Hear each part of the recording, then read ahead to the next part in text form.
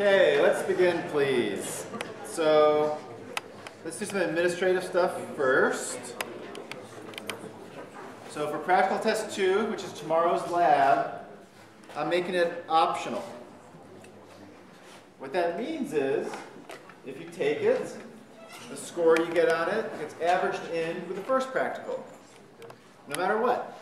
Better or worse, gets averaged in. If you start to take it, you must finish it. So you can't come and kind of skim through the test and decide whether or not it's hard. So if you're in there and you get an assignment sheet, then you better turn something in. Okay? If you don't take it, your score for PT1 counts for both practical tests. So if you got 100 on PT1, should you take PT2? No. If you got a 95 on PT1, what do you think? No. No. If you have no idea what's going on in this class and you happen to get an 80 on PT1, should you take PT2? I don't know. Stick with lucky chance once and spend your time on the assignment. All right, so question. Do we still have to show up to lab or? So do not show up to lab if you're not planning on taking the test. All right? You might accidentally get a piece of paper put in front of you, which means you're taking the test. And there's no lab score for this day. There's a practical test score. All right? I will send out an announcement on this so you can ponder these ramifications some more. But so you're not going to take the test, should you go? Should not go, no. Any other questions on that?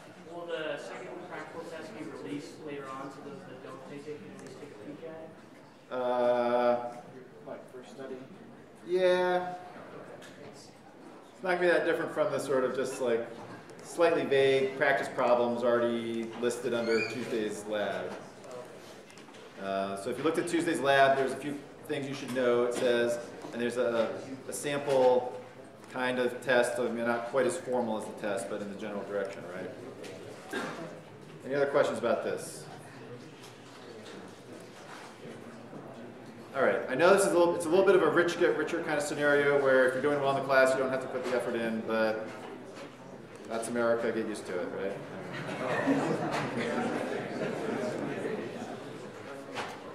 Okay, well, I'll send out an announcement. So those of you that come to class or read the announcements will hear this. I hope that doesn't leave out too many people. All right, anything else? Let's talk about the lights out game a little bit. So most problems I'm seeing, a lot of people building up the full apps and then like nothing works and they haven't like tested anything. And so it's really hard to debug complicated programs when you don't know if the problem is in your button or your grid layout or your listener or where it is. Right? You just write all the code and then it doesn't work. It makes it really hard. You got to force yourself to kind of break it down into steps. Can you make a button show up that clicks and goes black and white, black and white, black and white, black and white? That's a big step. If you get that far, you should feel proud. Can you make a grid of those buttons? Click, click, click, click, click, click, click. They all change color. You're doing really well. Can you then figure out how to talk to the neighbors, right? All that stuff should be built up bit by bit. So when you're all talking to me and like nothing's working, I can't, it's like you got problems in 3 different places and it's hard to figure out how to narrow down your experimentation and debugging to make it work. So if you're at that point, cut out a bunch of stuff and get back to basics. There's still time to get this done, So don't, do panic, but do so in a rational way. And, try to figure out how to build up to some level of success. There's a ton of people not bothering to read all the assignment. I know there's a lot of words in there, but I try to tell you some things that are useful. So when you're asking me questions about stuff that I talk about in the assignment, it's a little frustrating to me, and I'm sad for you because you're wasting your time. So just read through the whole thing and see what it says. Yeah, can you guys write down, please?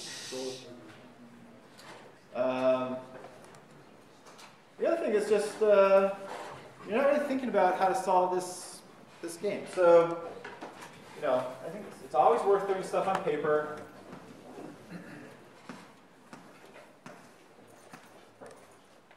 If I click here, you should work that through. How do I know what else to change? So first of all, if you click here, you're going to change this one, this one, this one, this one, and this one, right?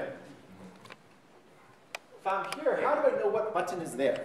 That is the big question of this assignment in some ways, right? What your neighbors are. And that's where this 2D stuff comes into play. So if you have one big long array of buttons, this button certainly knows when it's clicked because the action listener thing will say what object generated the event. So I click here, and I can pull that out by getting the source of the event, right? But somehow you have to know how to get to these things. And if you can't do that on paper, you're not doing it in code, right? So make sure you can do this. Now again, in a 2D array, there's two sets of indices, some sort of I and J kind of numbers. And to move left, you might take I minus 1. To move right, you go I plus 1. To go this way, J minus 1. To go this way, J plus 1, right? There's all these offsets based on a 2D array that will get you there. The assignment also talked about that. They gave you some hints in that direction. So when I see you kind of ignoring all that stuff, it's at your own peril in some sense. All right? Now, the larger issue, in some ways, is that I think there's a fair number of people who are thinking they're going to solve the problem by writing code.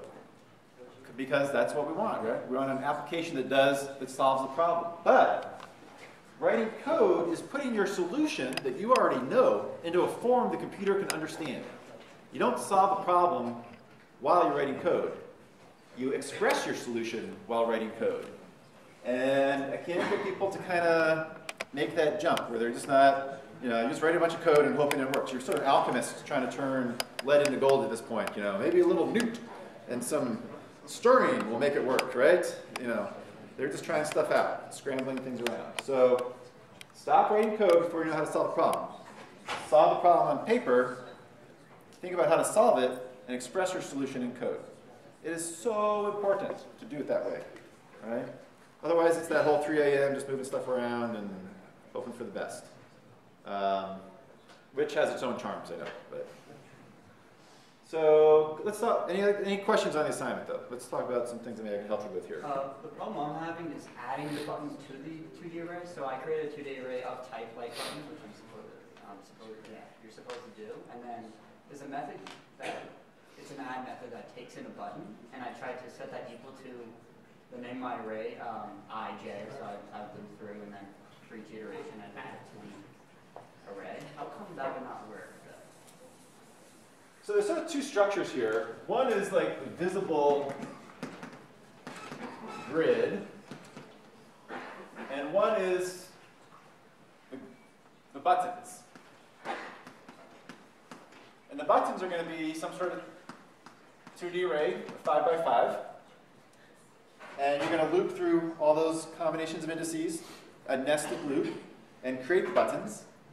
And when you create the button, you can also add it to the grid, but you just say add there, right? So you just say add 0, 0, add 0, 1, add 0, 2, add 1, 0, and so on. But this can be done at the same time. Like if you make a new button that fits in here, you can just add it, just say add to the grid, and it kind of automatically lays it out for you, right? So you should be able to keep track of them in the 2D array, and then just happen to add them into this grid layout to make them show up. I have to see exactly what combinations of indices and things are doing to make it work. But all right. Someone else have a question? Yeah. I'm having a question about the mouse clicks. Because I want to record the times I click the number of times you click? Or? Yes. But like you also record my click on the restart on some of the other buttons. Okay. So there's a question about counting the clicks. So you have your listener code. that takes in the event E. And if you just say count plus plus here, every time you click on something, it's going to add a count, right? Which is what you're seeing. Instead, when do you want to add a count? Only in the grid. Yeah, so only if you're in the grid. So there's some code in here that says, is this a quit button? Is this a reset button? Is this a restart button? Is this a grid button? Move that down to the part that checks for the grid stuff. Like, don't do it every time, right? Anything else? Well, like, how should I use like the thing to tell them which one to go for? How should you tell people what to do? Yeah. I don't know. What do you want to do? Make a label with some text on it. Highlight a button. There's a bunch of choices here you can do. You know, I don't care. What's that? How obvious does the hint have to be? How obvious does it have to be? Well, enough that you can. I mean, I don't know. You can play tones or something. Maybe more obvious than that. I don't know. So we've got everything working except for our panel will not resize with the frame resizing. So I have seen a fair number of layouts that look like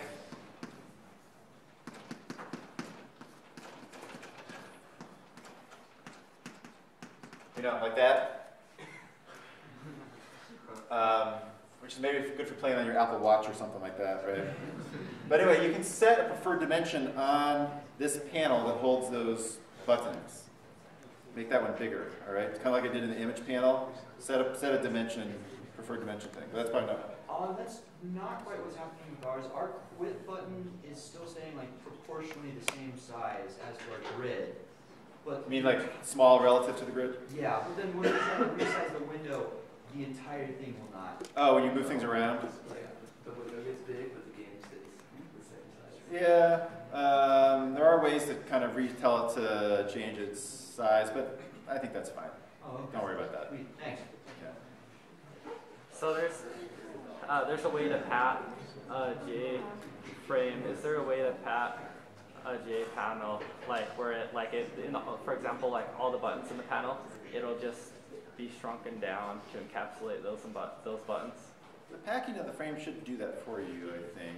So I've had this issue where like I'll have like the two frames, and like rather than it shrinking one to the size, it'll just make them both exactly the same size. Yeah, I'm trying to think.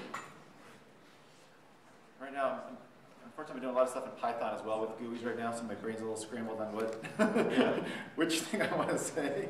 I'd have to look it up again one more time and see what. Try it. So these layout issues are a little bit annoying because they sort of like you have to poke at things and stuff. But the key is really still the game functionality here, right? Don't panic too much on some of the layout stuff. Make sure that the basics are working on this. Anything else? All right. I hope let's finish this strong. Get it done. So tomorrow's the practical, optional. Wednesday we're starting talking about the final project, which is not any huge deal. It's not a big giant thing. I'm going to keep it pretty calm. So we're on pretty good pace, I think, for the end here. All right. So life of a software engineer, clean slate, solid foundations. This time I will build things the right way. And then you write your code. Oh my, I've done it again, haven't I? We're all getting sort of used to this idea that we have these sort of nice visions of what your code should look like, and then things get out of control. And really, the whole practice of software engineering is trying to maintain this complexity and trying to keep things looking solid. It's a hard task. Even in our two class assignment here, things start to get out of control a little bit. So imagine times 100, right? Things get worse and worse. So today I want to talk about sort of some design decisions with GUIs. So how do we add something simple to like a quit button so it does something when you click on it? We just look for it in our action listener and then create a method that does what we want it to do. So we have our let's call it the listener, right? we have our listener, and where does that listener live? On our frame. So there's some on the panel, and some special behavior when we decide it's the quit button, right? What else can we do? What's another design approach to this? Instead of putting it on the panel, so listener on the panel says if quit button, system exit, frame dispose, whatever you want to do. There's another way of doing this, right? What's the other way of doing this? You were doing something like this in the Lights Out game. Not for quit, probably, but.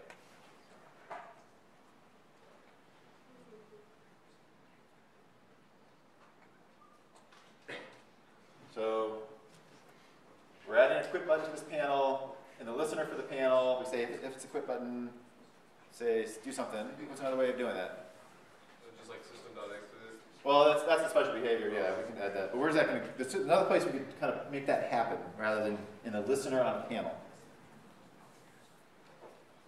Just extend J button, make it Yeah, so the other choice is like a custom button class.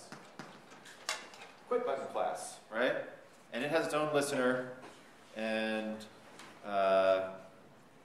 when we add the listener to the quit button, we add itself to it, and then when it gets clicked, it quits. So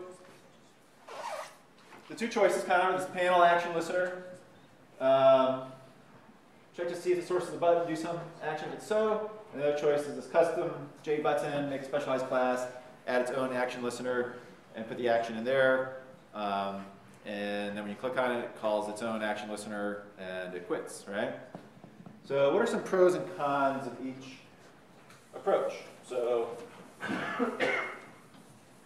call it the panel listener, and the custom class listener.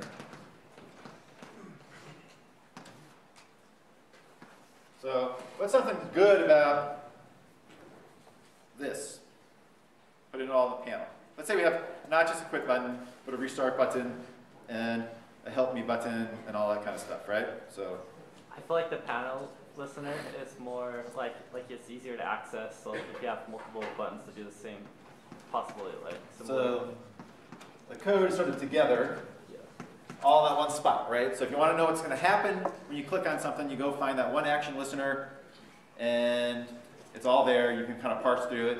If it's quit, do this. If it's restart, do this. If it's help, do this. So you can kind of quickly figure out what's going on, right? What's the disadvantage of the panel listener approach? What do you think? The panel listener has to differentiate between possibly many different events. So that's a good thing. Bad thing. Lots of actions as your GUI gets more complicated. You're going to be casting buttons from one thing to another. You're going to be, or yeah.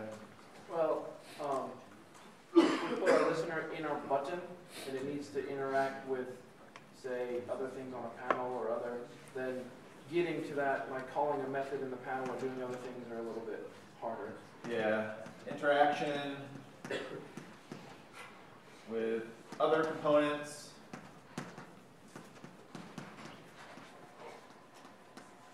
It's hard. You might have to pass those. Maybe we construct that quit button. You might have to pass in like the panel or something like that, so you can kind of talk to that. It's a little weird to kind of have it going both ways, you know. We know this is a problem because I got all these emails from you saying, "Hey, my quit button causes an exception when I try to pretend it's a light button," right?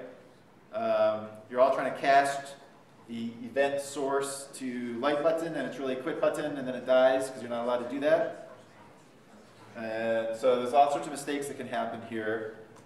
Also, the if statement logic gets complicated, right? You have to kind of think about like, All right, let's check if it's a quit button. If it's not a quit button, maybe it's a light button. If it's not a light button, maybe it's a restart button. You know, like you can make mistakes there and kind of do the wrong kind of thing.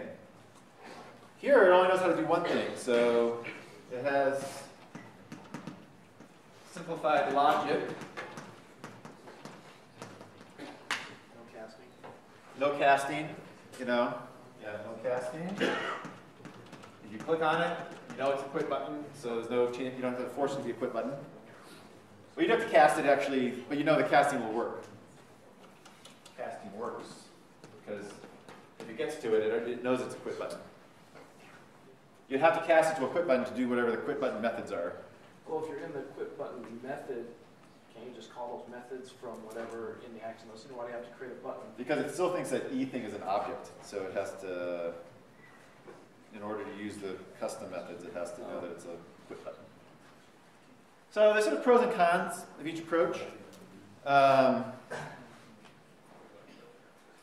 know, I do think a big monolithic action listener is kind of dangerous.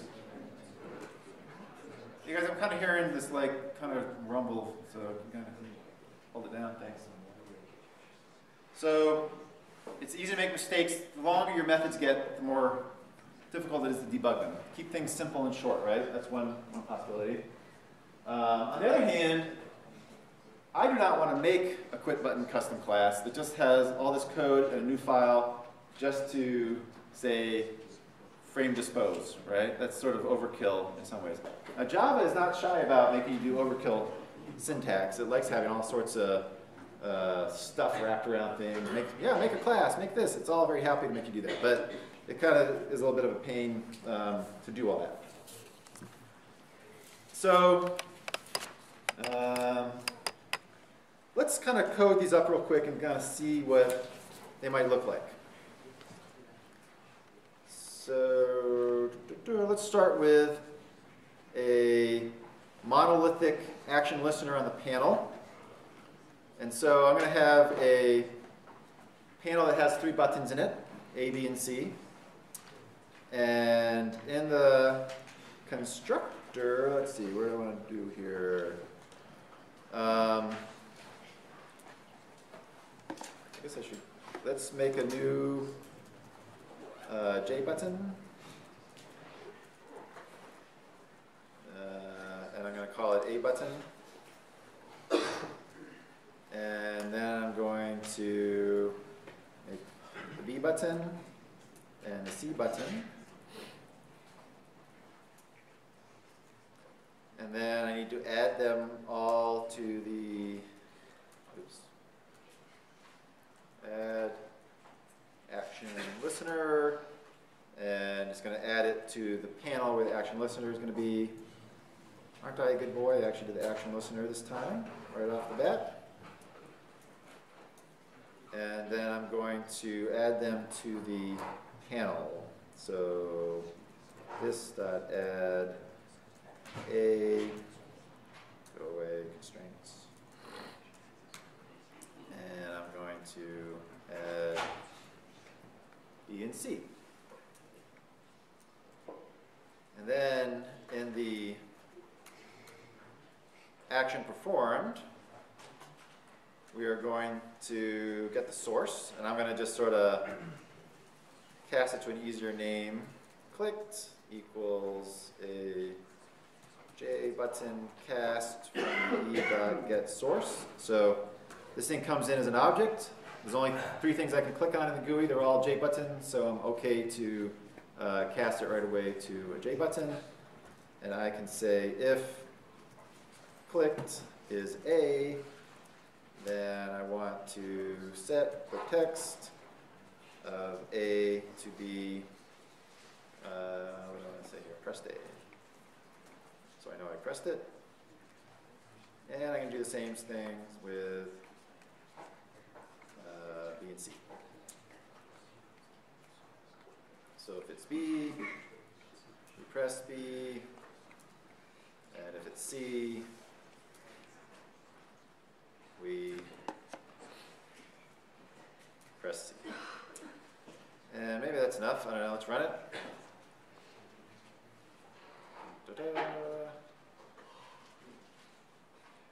press A, press C, press B. All right, so that all works.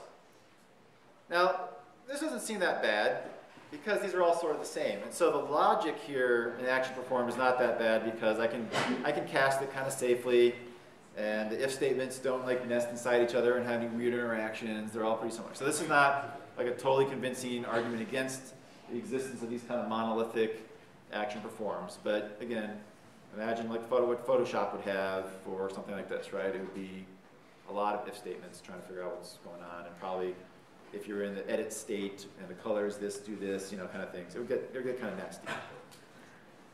Now, on the other hand, if I wanted to do a custom button to do it, let's see, let's do this. So I'm going to extend JButton, and in here, the constructor takes some text, and I'm going to call JButton constructor with that text, with the variable text. And then I'm going to add an action listener,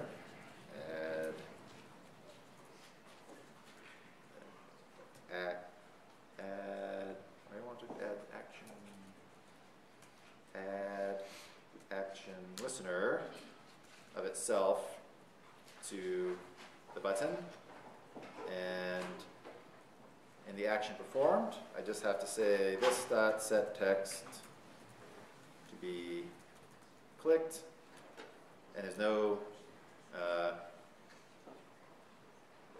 see, why don't I have to say that's a J button at least? Oh, because I'm not even using E here, I'm just saying I know what I am, and set the text to do something here. All right, so notice that action performed is a lot simpler here, right? There is no casting.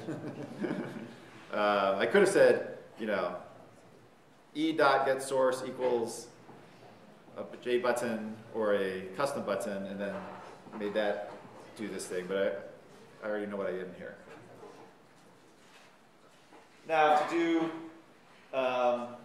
use this in a larger application, I would have to have custom button A, custom button B, custom button C, one for each one of those different things I wanted to do back like I did in here. I had different behaviors for each of those. And again, I could have had one class that, you know, had stored something that would change to or something like that. But if these were different behaviors, I would need 3 different custom button classes, and then I would add those to my panel here.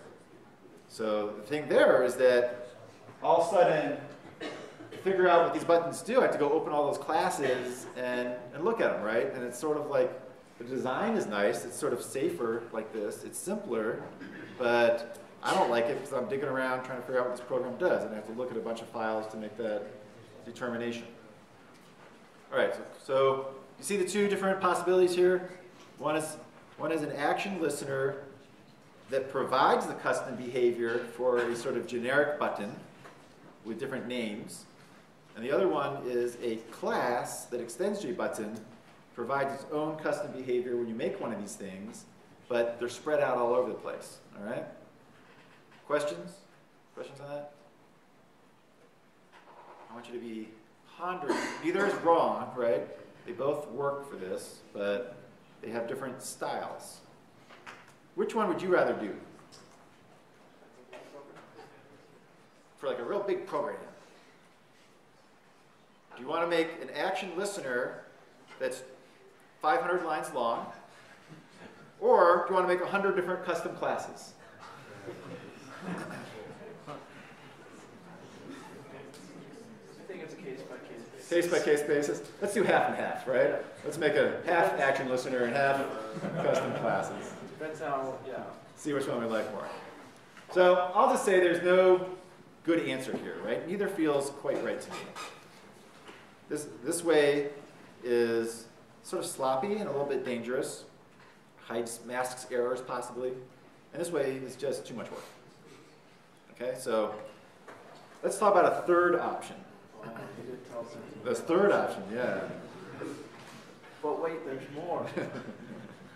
For only $9.99, you can have an anonymous class.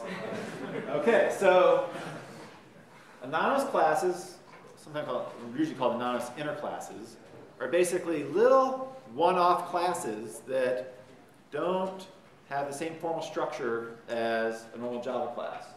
So you basically make an object and attach to it some kind of extra code like a method and say this is all that the class has to know about. All right? So let's do an example of this.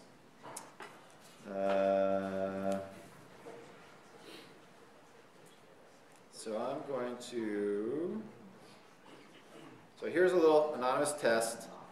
It's a class that has a say method, and then we build one of these things and we say say. So if I run it, so no GUI yet, right? Just kind of just classes. So the default behavior is that it says that. I'm going to make another object A, which is an anonymous test, and I'm going to extend this method kind of in place without naming a new class, a new custom class for it. And in here, I'm going to override the say method.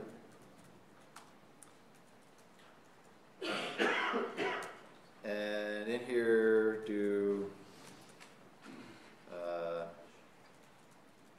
custom A. All right, so this thing, and then let me just do an A say here. Am I far enough out? Yeah. A.say. So if I run this, it's going to first say for C and then say for A. Let's see what happens first of all. Okay, so A say suddenly is using this method. So what's going on here?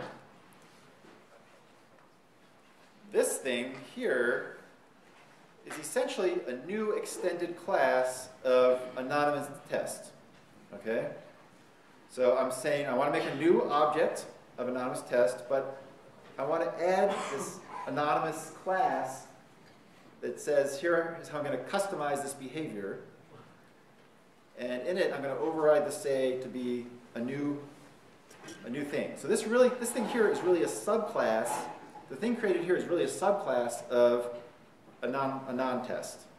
All right?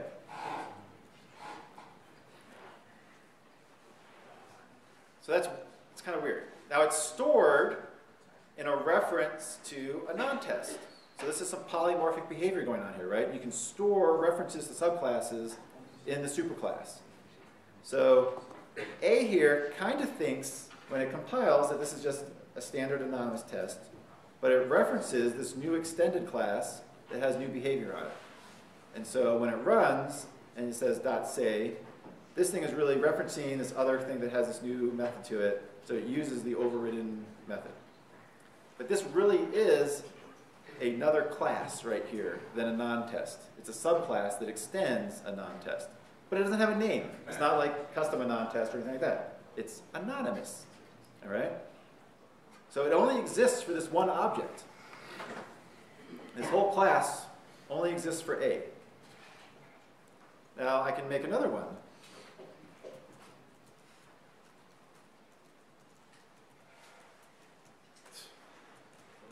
Test. And I don't have to save that, right? But it's good to say.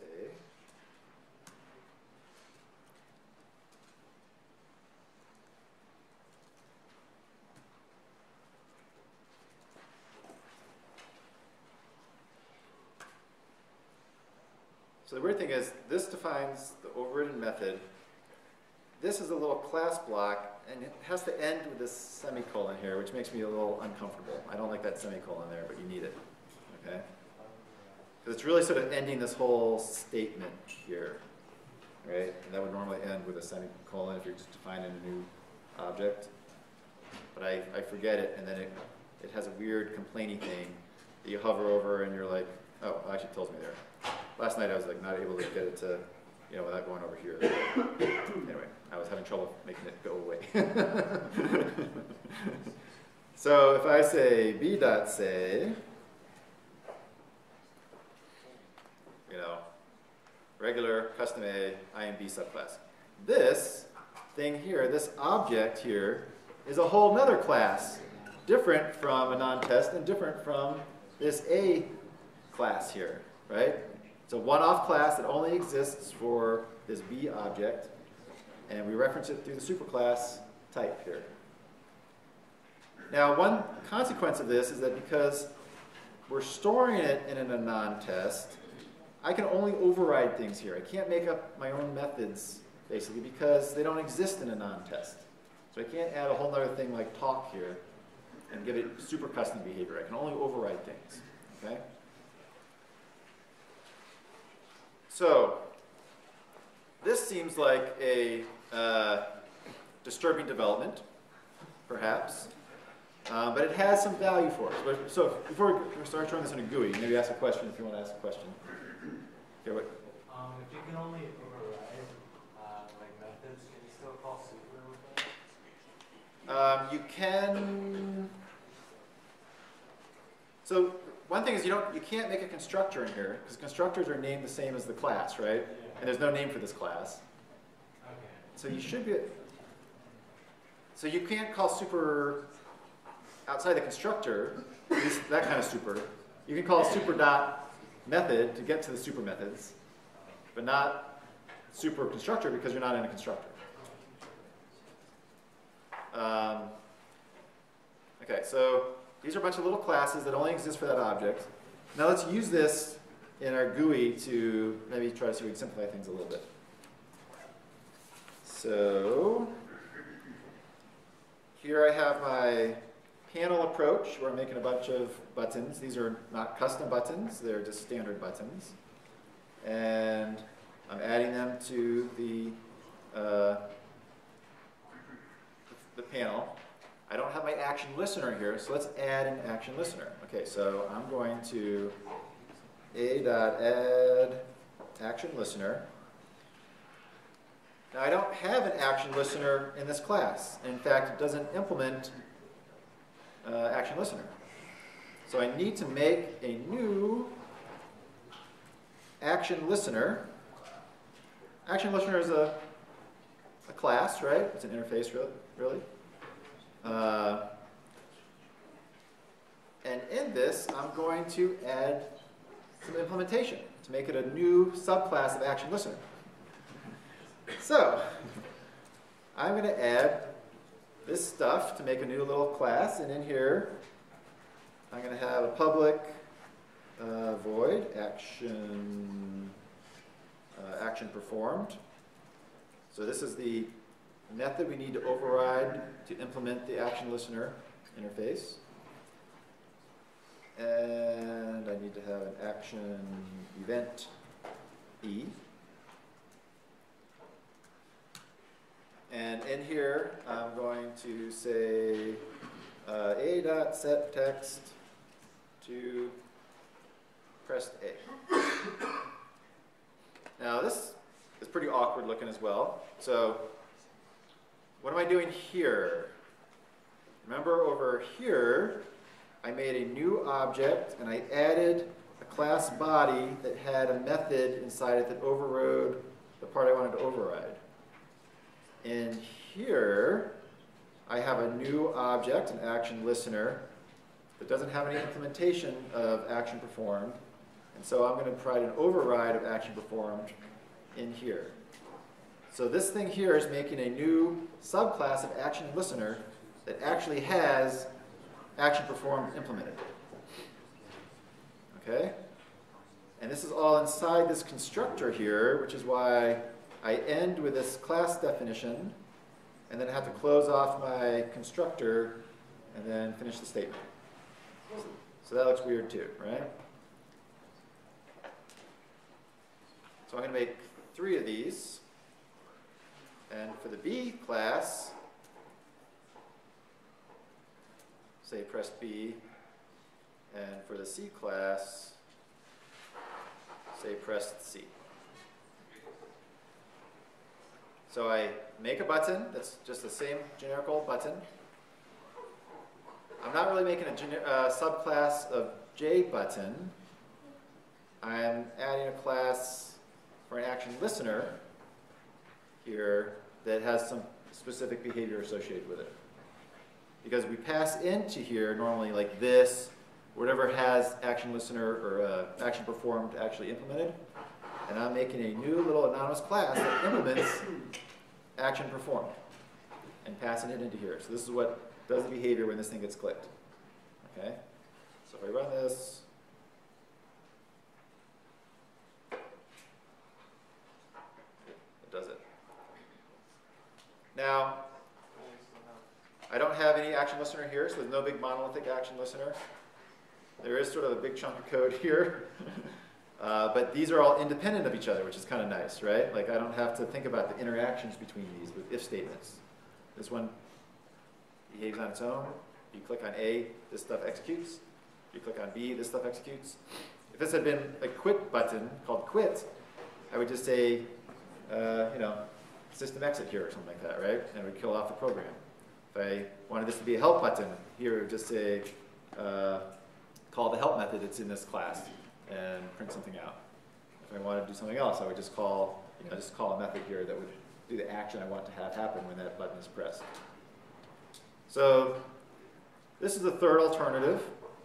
I would say it's not a clear slam dunk win over those other two, but it provides sort of a lightweight mechanism for providing sort of decoupled custom behaviors without one big chunk of code or a bunch of little classes all over the place. So if we wanted to try and make our constructor cleaner and easier to read, could we create a button method and then just call that method so that way everything with an A button is now a little A button method? Yeah, you could, again, make method calls in here for sure. But that way, I mean, you could also do that in your big monolithic, this thing could start having, if it's an A thing, called A actions, right? I'm just thinking the constructor, you get all those action perform things in there. It feels pretty. Yeah, it gets big and long, ugly as well. Yeah. A lot of times, though, we're going to start splitting up. Maybe I'd have something here that's, let's say the lights out thing. I'd say like, make grid, right? Make user panel or something like that. I might start splitting up my architecture here to kind of break it off into pieces so I can kind of think about what happens where. Anytime you're just kind of scrolling through one method, you're kind of in trouble already, right? Because it's hard for you to understand what's going on in that one method. You can't study the whole thing at once. And so you're better off making some little helper methods that do things for you.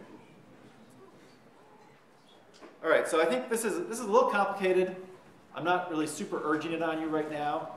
One of the main reasons I want you to see this is because if you are Googling around looking at tutorials and stuff, they're going to throw this stuff at you like, oh, here's how I do a quit button, right? And you're going to be like, I don't know what is going on here anymore. Because to me, it looks weird to me still. Don't worry about, you're like, this looks strange, because I think it looks strange too. So you're okay. You're in good company if you think it looks a little strange. But I do think it's a reasonable way if you have some complicated stuff going on. Like you can still have an action listener here that's handling like your grid layout kind of stuff. But if you wanted to throw in a lightweight quit in your project or something, this is not a bad way to do it. You get that complexity out of the action listener, so you're not getting these casting issues and things like that. I was just wondering, how often do you actually use this subclass outside of making GUIs? So here I had my little test, right? And like, yeah, how often does this kind of scenario show up? Yeah. Well, I would say the idea, you can make not only anonymous classes like this, but you can make what are called named inner classes. So you can make classes that your class knows about and only your class knows about. And that has some value for kind of hiding implementation away from other people. And you'll be using that a lot in 2420 when you're making these data structures, because you'll have some public thing like an array list, and inside it has some complicated other things going on, and you put that in a class to kind of help out your main class. So those named classes are good ways of sort of exposing appropriate level of complexity to the user code. I would say the main use of these anonymous inner classes typically is in these GUI things where you just want to make a little button that has something extra.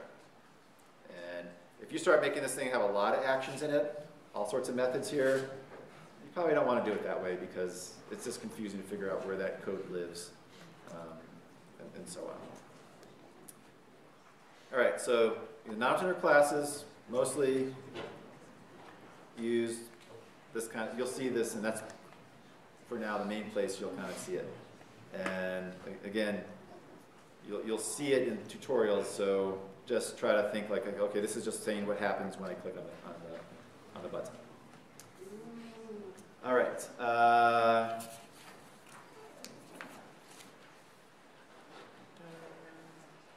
think that actually we started covering quite a bit of stuff. Let's see.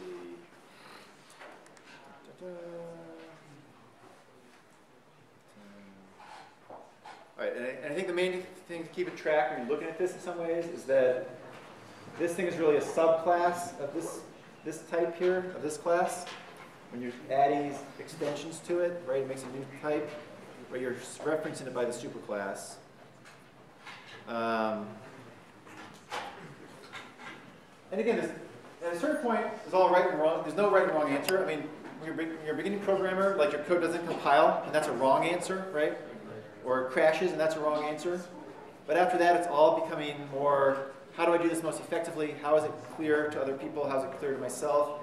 And you have to decide, whether you like this or not. So I think it lets the actions for that button be tightly coupled to where you put the object itself. And that's sort of nice. But it kind of sweeps the actions through the code where you're making those objects, and so you have to kind of poke around and find it. I think the ugly syntax is a big downside of this thing, because I just can't bear to look at it. And you can't do too much in these little anonymous classes. You can't make your own methods that don't override something. You can't have a constructor that does sort of interesting behavior. So there's only sort of simple things you can do. So if you can't have a constructor, you can't make private instances. You can't add your own, it's not like a full-fledged class. You're really only adding methods to this thing. If it's an inner class, you can add more stuff. A named inner class, you can. But we haven't seen how to do that. We're not going to see how to do that. Okay? Okay, so that's it. Look for my announcement on the optional practical test, and then we'll move on to our final phase